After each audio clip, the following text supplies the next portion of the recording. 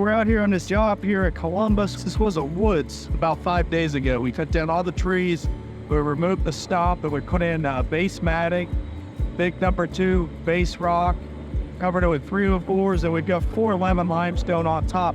This is all being compacted, and it's all in preps for paving. We also put in a bunch of riprap by their loading dock. The loading dock was getting a whole bunch of silt and dirt washed onto it, so we dug out the slopes on both sides, dug it down about a foot, and we put in size C, which is riprap that's about the size of a basketball, maybe a little bigger.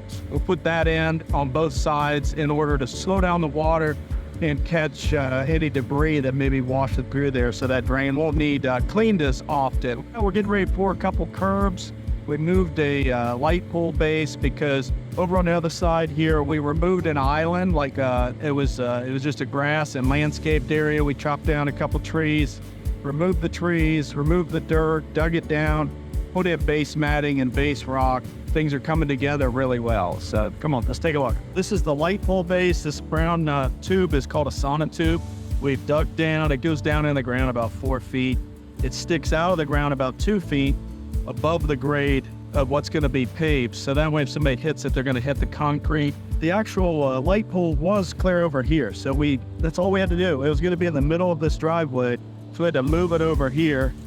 So it's out of the way, so it'd be in the middle of the parking space or right on the edge. The electrician ran this new wire. We got the ground wire, ground rod in, and we got the bolts ready. This is where the big light pole will hold to these bolts that are sticking up that are going to be poured down into the concrete.